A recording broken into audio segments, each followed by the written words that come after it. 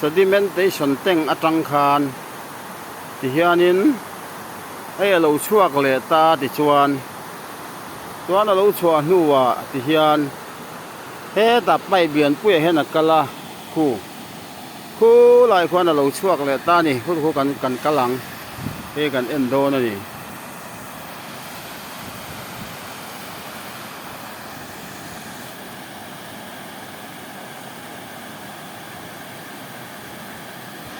ti hian kan endo ni khu ti lai khu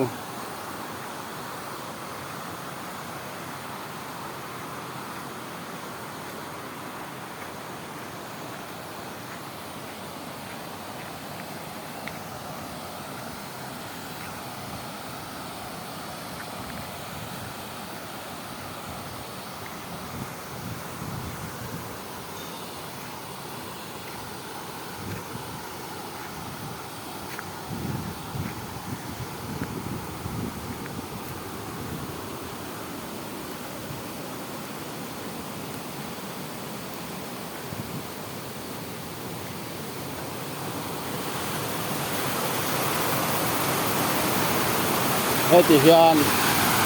hey hi helai hi fountain ang dau mai ania aerator antia he ti hianen a so pul bul hian boruak nen boruak ka era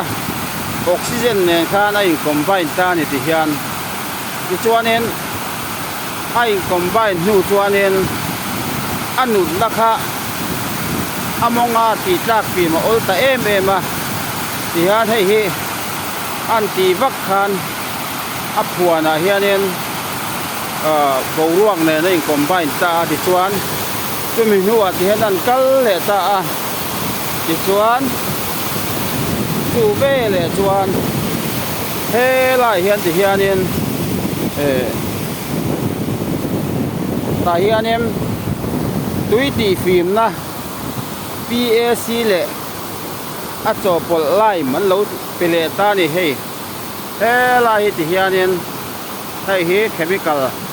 chemical house ani ya kutang sonin atok chau turin a dosing atok chau turin ti hianin lime le PAC polyaluminium chloride kha hian anon chua ta khan chu khu ta tak khwam tuinuwa khwan aron farlut ta ni ti chuan he tinakal zela khan an tel la kha PAC an tel to kha tinakala ain cho pol reng ta di hana kalpa khan he lai hianin ti hian hei hian ai na sign alo mix le ta ni cholin hei hi ku ti kwan PAC and lime mixer ni ta ti kwan tui kha alo mix ta ni he ta hena rongkal tui kha a hnuai lama kak omna hnuai a hena kal ta zela ti hianin so ta sonin hei hi clarif floculator antia khu ti khwanin so ta so alai muwa son anubuta son aron luang chua ka ti chuan so anut big em so chumi zo a anu zonga so ti son ta son alo tla film ta atlak film chu tuna akwal lai ta tanga akwal ni na apon loi alai pon loi lai ho la hianin a film kharon luang chuak to ni ti hian hei a film to mi ring mul ma ti hian ping clarifoculator chuan dam doi pol kha nasale zolin alo chok mix le zwal ta ni ti chuan kha ve le khan annun na khan nuai lama arita ain man khoma an ta thla duai maya ti hian chuan tian ฟิล์มคัดตาให้เราลวงชวกตานี่คู่อินหมูงะไอ้ฟิล์มตุยฟิล์มเราลวงชวกตานี่ฮิตเฮียนตุยฟิล์มเราลวงชวกกะติจวนเฮตะตุยฮอกลวนกอร์กวลฮิอะตุยฮอกลวนกอร์กวลละเฮียมฟิล์มเลยจวนละคารอนลวงตาติเฮียนติจวนเฮียนอลวงเซละ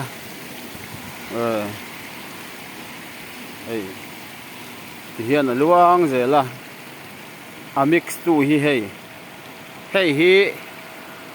มิกซ์ซารนิตาคลาริฟอคูเลตอระอัจฉริยะเจียละที่เฮียนินที่เฮียนินเฮียอารอนคัลเจียเจียละคูอารอนคัลนกปังตันเพจวนนัดจากเอ็มโดนี่ที่เฮียนอักลเซลาอัตวิตีฟิล์มซาอะค่ะมุนตินัดจังเห็นเตียนรอนลวงชัวกะที่จวนอักลเซลค่ะตาเฮียนี่นรอนลวงลูดตานี่จูลวงชัวกจอกันนี่จูให้มีคู่มีขัวควันที่จวนตาเฮียนคู่ที่ควันรอนลวงชวกตะบุลไม่นี่ที่ควันที่จวนลวงชวกเซละลวงชวกเซละ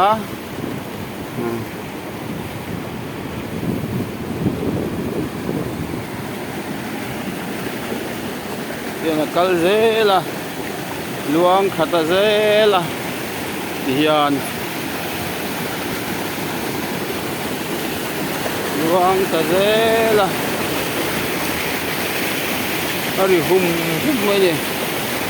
ชวน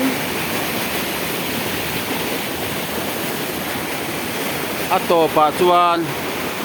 ฟิล์มตกเราวางเงินฟิลเตอร์เฮาส์เฮียนลวงลูตาเนี่ยที่เฮียนฟิลเตอร์เฮาส์ลวงลูตาฟิลเตอร์ตูรินที่เฮียนที่ควานพวกฟิลเตอร์เฮาส์นี่ตานี่แห้งอีฟิลเตอร์เบดนี่อมเสียเท่าที่โซตะจนตาเฮียนแห้งเขาเฮียนเราฟิลเตอร์ตานี่จูดุยค่ะที่ควานลุงเป็นฟิลเตอร์สว่างกันให้มีฟิลเตอร์ชูตัวนู้เฮียนชวนดุยฟิล์มชัดๆข้าเราเนี่ยตัวมารอจะตุยเทียงหิมอะไรนี่แค่เราวันนี้ให้มีสว่าเฮียนฟิล์มฟิล์มค่ะทำโดยคลอรีนนั้นเราเดลต้าที่ส่วนคลอรีนนั้นแต่ละครั้งส่วนเเราเตะตุยเทียงหิมนั้นนักฟิกโปโตโลเราหนิตานี่ที่ส่วนให้มีผู้นาเฮียนให้มีความข้างละมาเฮียนนั้นด่าโคลาที่ส่วนปั๊มโคลินไอโซลาเซมตูรินตุยเทียงหิมทูอารอนปั๊มโชกับทีมอันนี้